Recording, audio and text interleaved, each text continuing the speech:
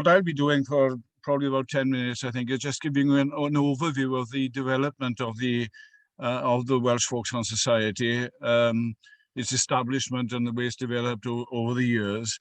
And we're very different, actually, from most of the other members of the Federation of Folk and Traditional Music Collections, since we don't actually technically have a collection.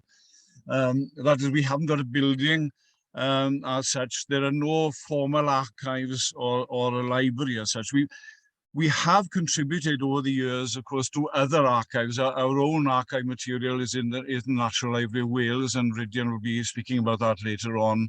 But also prominent members of the Society have, their papers are in various repositories. The National Library of Wales, obviously, again, Bangor University Library there, and the music department there. The St Fagans, what was called the Welsh Folk Museum, and there's some material from members of our society in the British Library as well. And so we've contributed to various repositories and archives and libraries, but we don't actually hold physical collections in the same way as most of the other members of the Federation do. We're a voluntary society and a registered charity, and were founded in 1906. Now, there had been sporadic collecting of Welsh folk songs for centuries prior to that, especially from the late 18th century onward. But what happens with the Society's foundation in 1906, we do now move to a more organized approach, if you like, to the collection of Welsh folk songs, a more systematic, a more scientific collecting, if you like. And it's significant in that context that John Lloyd Williams, who was the sort of towering figure of the Welsh Folk Song Society in the first half of the 20th century, he was the editor of the Journal of the Society. The Journal came into existence in 1909, and he died in 1945, and he was the editor of the Journal for that period. And interestingly, he was an academic, working in the University College in Bangor initially, and then in Aberystwyth, and a botanist. And you see him bringing, if you like, his delight in classifying plants into the world of classifying folk song. Now, the origins of the Welsh Folk Song Society are really, you can see them, the society as being part of an international movement. And I don't just refer to Britain and Ireland, I'm referring obviously wider than that onto continental Europe and into North America. Very much this awareness, as you'll be familiar with, of course, of the rapid social changes by the end of the 19th century, urbanization, industrialization, and in the Welsh context, Anglicization as well. There's very much this awareness of a disappearing way of life that needed to be preserved. You know, the sort of the passing of the old century, if you like, and the dawning of the new. Now, and it's part of this movement has already been referenced the fact of the Folk Song Society being founded in 1898. That is the forerunner of the present English Folk and Dance Society, of course. And initially, of course, it wasn't called English Folk Society. The idea was that it would encompass a much wider geographical area than just England. But what you do then get almost immediately, you get an Irish society founded in 1904 then.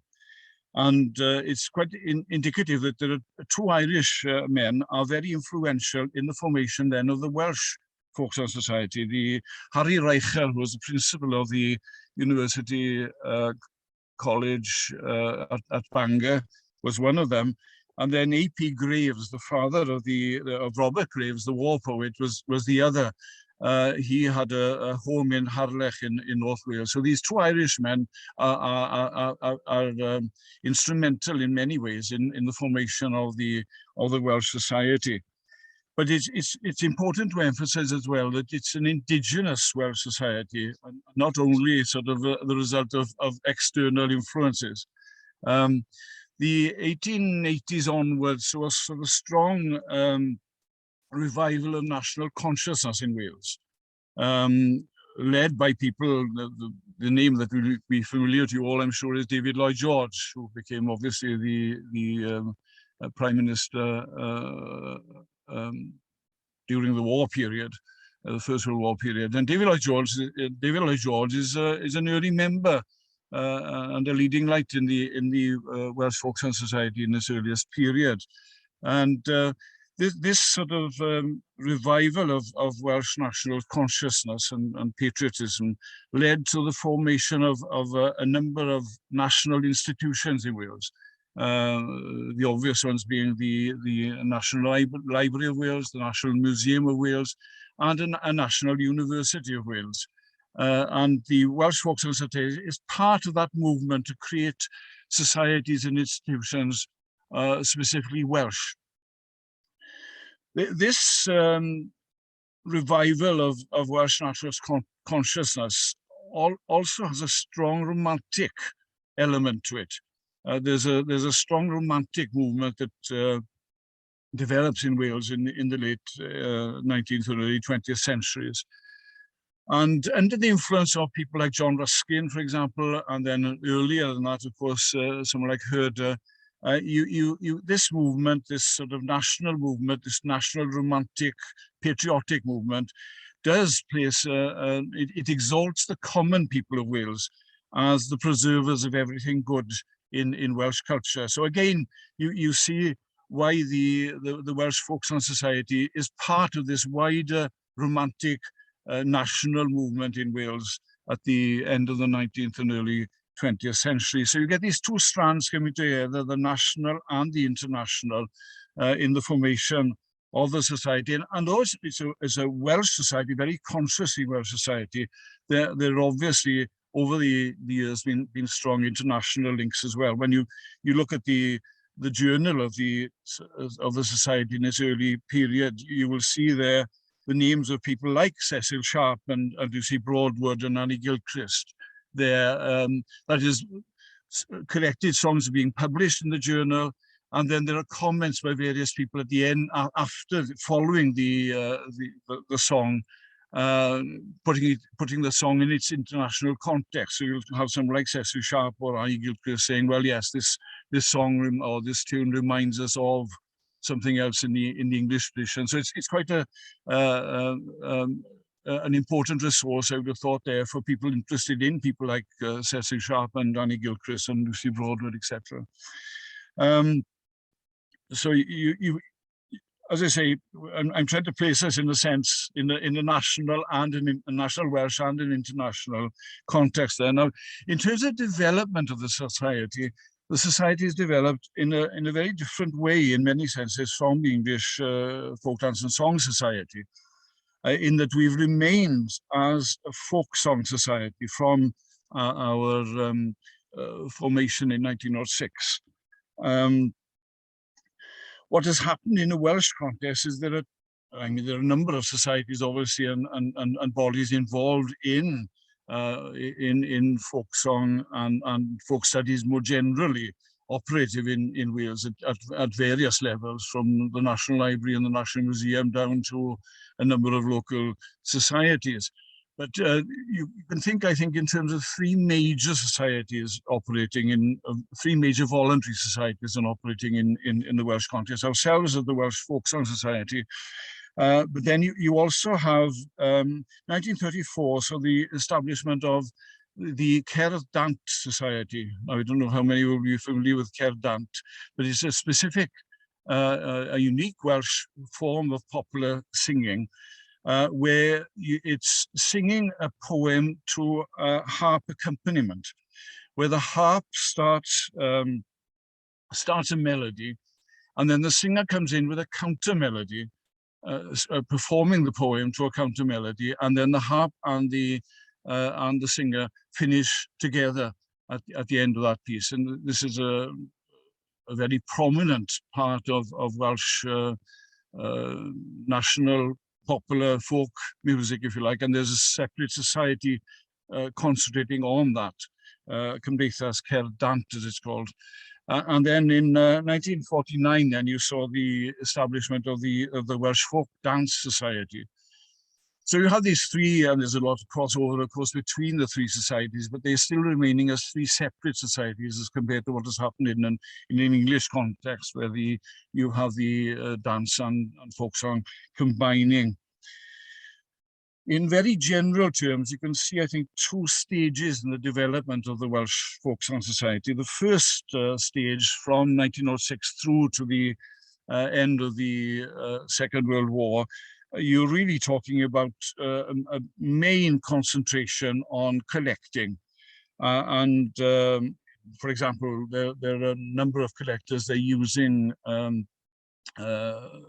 phonographs and cylinders. Some of those cylinders are in the Folk Museum in St. Fagans. Some of them are in the British Library, and so forth. But you get this sort of initial, especially before the First World War, this initial drive to collect folk songs to preserve this sort of disappearing group of older singers, if you like. And this continues throughout this publishing of this material, then going on then through to the Second World War, and obviously throughout the whole period, promotion of Welsh folk songs, trying to get folk songs into schools, etc. And then the second period, the second main period, the second half of the 20th century, if you like. This promotion is still carrying on, but we're really moving to a stage where the focus is more on analysing, if you like, and interpreting the folk song heritage. And in that context, it's the significant development there. The great significant development is the development of what was called the Welsh Folk Museum in St. Fagans. Again, like in an Irish context, being very much inspired by Scandinavian folk song and folk life developments and studies there. So what was called the Welsh Folk Museum, now the Museum of the National Museum of History at St. Fagans, just on the outskirts of Cardiff, is extremely important in the context of Welsh folk song in the second half of the 20th century. Not least through the person of Roy Sayre, who is the current president of the Welsh Folk Song Society, and was appointed in the 1960s specifically to collect Welsh folk songs on behalf of the museum, and we'll probably have presentations about that later. So to summarize, in terms of our activities as a society, it's a voluntary society, as I say. You have collecting, you have publishing. There's a journal being published regularly since 1909. Then you also have volumes of songs and of analysis and the fruit of research. You have general promotion. We've recently, of course, developed a YouTube channel, and we have a website and digitization projects, an annual lecture, an annual conference. And we're also strongly involved in advising the National Eisteddfod of Wales in terms of their competitions, and in terms of providing adjudicators for the folk song competitions there. Our activities are mainly through the medium of Welsh, but there are materials produced as well in English.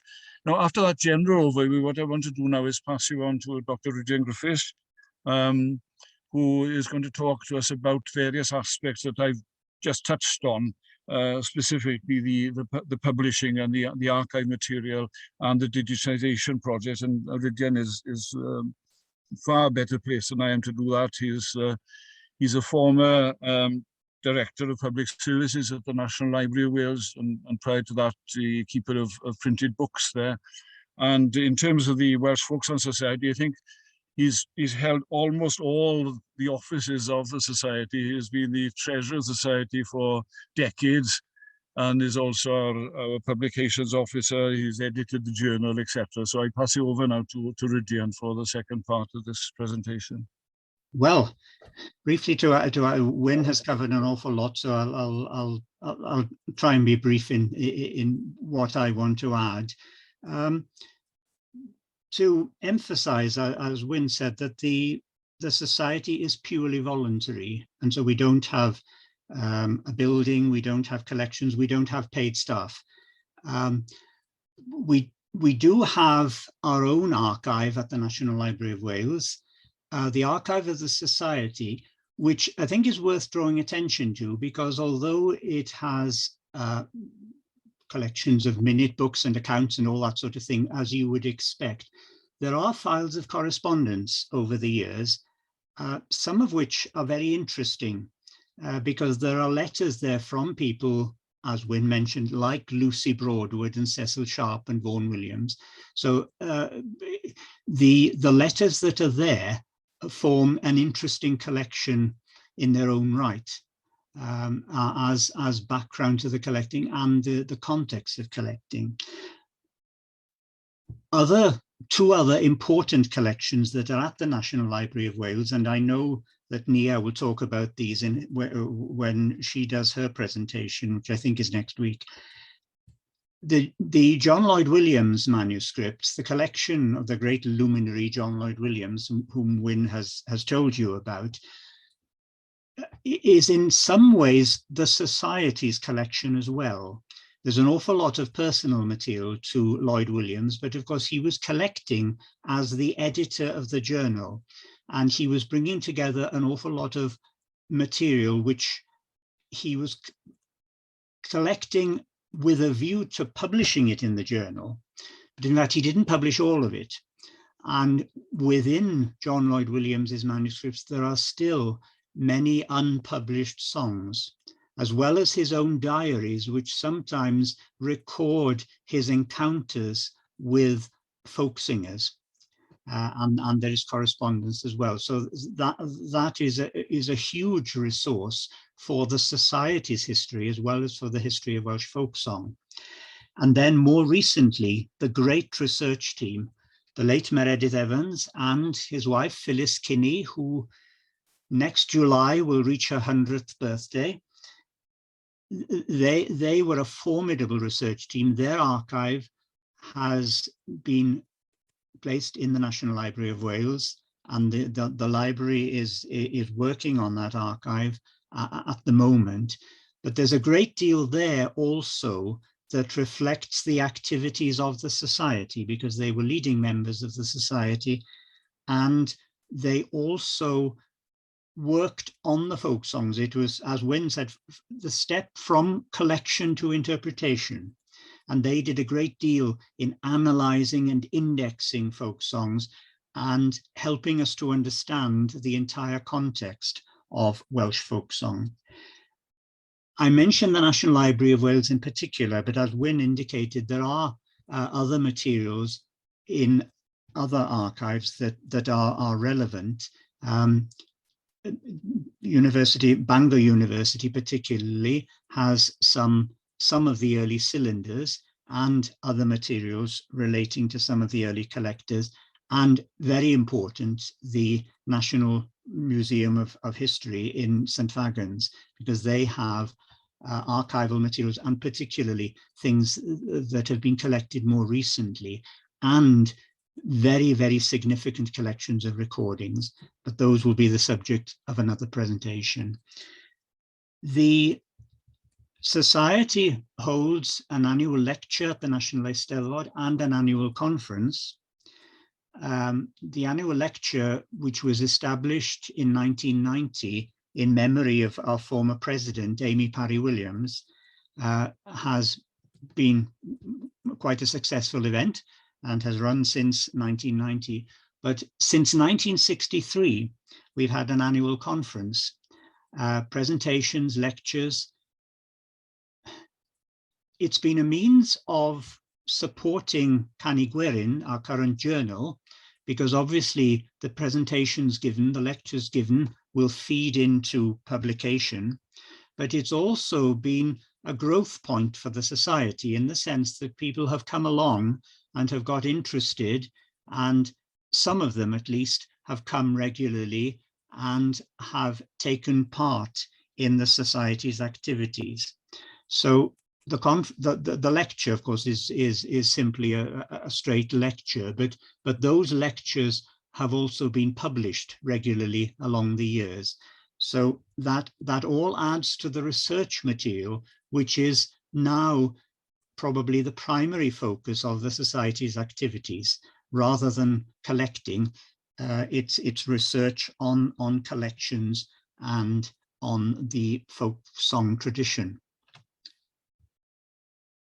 And as part of that, the Society has seen the publication program as very, very important.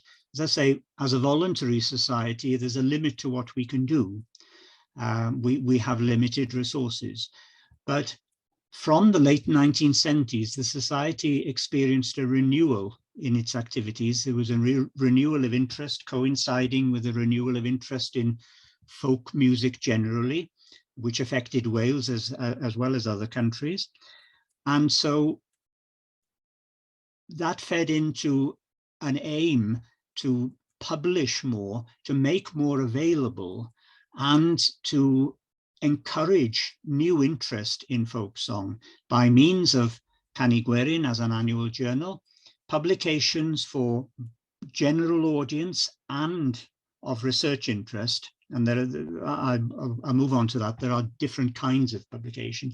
And more recently, in recent years, digitization in collaboration with the National Library of Wales, with which we have a strong association.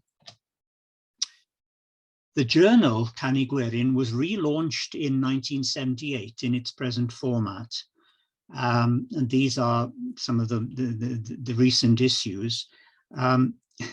Thanks to our active editor, Dr. Rhiannon Evans, the publication is still going strong. It's notable that it's continued since 1978 without a break. It's appeared every year since, and regularly at the same time every year. How long we'll be able to keep it up, I'm not sure, but so far so good. The previous journal ran from 1909 till 1977. That was called the Journal of the Welsh Folk Song Society, Cylchgrawn Cymdeithas y Lawen Gwerin Cymru. And you'll notice that Canu Gwerin does have the alternative title Folk Song. Most of the content of Canu Gwerin is in Welsh, but there are English articles as well. So there's a mixture of languages, although, as Wyn said, the primary language of the Society's activities is Welsh. And of course, most of the songs that we deal with are in Welsh. It's very much that Welsh language tradition that the Society has been interested in over the years. Of the sort of publications that we've issued over the last 30 years or so, as I said, some of a general interest and some more research interest. These volumes, Lleisiau'r Werin, the voices of the people, are collections of folk song arrangements, much used in competitions at Eisteddfodau and other competitive festivals, also used by choirs in concerts, whatever. There have been 6 volumes of these. These 4 were in the same format, and there were another 2 volumes were contributed by one of the Society's members, Olwen Jones. They were 2 volumes of her own folk song arrangements. And those have been quite well received, but with general interest in mind. They can be used by anyone, not people who are necessarily interested in research into folk song. In the same way, but slightly overlapping with the research focus, 2 collections put together by Phyllis Kinney and Meredith Evans. Caneuon Gwerin I Blant is a collection of folk songs for children, which has been the Society's bestseller because it's been through 6 editions. And anyone who has published books in Welsh will tell you that it's quite remarkable to reach 6 editions and be still selling. Canu'r Cymru is a more general collection of folk songs, you will see that it's Un a Dau, 1 and 2, the songs of the Welsh. There were 2 volumes to begin with, both of which went into more than one edition. The first volume went to 3 editions, the second volume went to 2. And then as the stock was running out, we concluded that it would be better, rather than to reprint the first 2 volumes, to produce a revised edition which would bring together the contents of the 2 volumes in one. And so this is the revised edition, which appeared shortly before Meredith Evans's death in 2015. So it had his blessing. Now, Cani'r Cymru, unlike Canu yn Gwerin I Blant, which is simply a collection of songs, Cani'r Cymru does also have background notes in Welsh and English. So it can be, although the songs are in Welsh, but the background notes are available in English, so it can be used by non-Welsh speakers. Roy Sayre's name has been mentioned, the current president of the Society and the doyen of Welsh folk studies. He knows more than anyone else about the Welsh folk tradition. For many years a curator at St Fagans, and the man responsible for collecting a very large number of folk songs in the 1960s and 1970s, all of which are recorded and the recordings available in St Fagans. He published this centenary history in 2006, which again is a bilingual volume. You see the text is available in Welsh and English. Other research publications, we have issued an edition of Ancient National Airs of Gwent and Morgannwg, which was the first collection of Welsh folk songs ever published in 1844, a collection by Maria Jane Williams. This is not simply a reissue of the initial collection, but an edited version with an introduction and very comprehensive notes by Daniel Hughes, formerly keeper of manuscripts at the National Library of Wales, and someone who had studied Maria Jane Williams's work very closely. That is a very valuable edition, which is still available. Hen Alawon is an edition of a book of folk carols collected by John Owen of Dwyran in Anglesey, again put together by Meredith Evans and Phyllis Kinney, and relating the melodies that John Owen collected to the earlier publications, many of them in the 18th century, of the folk carols themselves. So those have more of a research focus. And of course, the crowning glory, which was in fact published by the University of Wales Press, but with a significant financial contribution from the Folk Song Society, was Phyllis Kinney's study of Welsh traditional music, which appeared in 2011, and is an extremely valuable and interesting book. If you don't know it, if you want to know anything about Welsh traditional music, it's worth looking at. I should emphasize, though I don't have this on screen, that there has been an attempt to interpret the Welsh tradition not only in Welsh, but to a more general audience in English. And our editor, Rhiannon Evans, who is also the secretary of the Society, has done things in this regard. I'll hold this up to the camera if you can see it. I'm not sure, possibly not. No, because I've got the screen, never mind. Red Hearts and Roses, Welsh Valentine Songs and Poems. She has brought out an edition of Welsh Valentine songs with translations and the music. She is also bringing out an edition of songs relating to wassail traditions in Wales, which I think will be published next year. So these are available to a more general audience. Roy Sayre has also published through the Society a collection of his own essays, some of which are in Welsh and some are in English. Again, extremely important for any understanding of the Welsh tradition. We've also issued some particular editions. This one, for instance, an edition of folk songs collected by Edward Williams Iola Morgannwg. And this one, which I've stolen because this was actually a National Library publication, but it's a National Library, one of the John Lloyd Williams manuscripts, the Fiddler's Book, John Thomas, 1752 or thereabouts, edited by Cas Meirig. And this gives you an interesting overview of the repertoire of a folk fiddler in the mid-18th century. And very quickly, just to finish, the Society has, in partnership with the National Library of Wales, which has extensive experience of digitization and an ongoing digitization program, the Society has worked with the National Library to digitize some important resources. And this is a partnership that I hope will continue.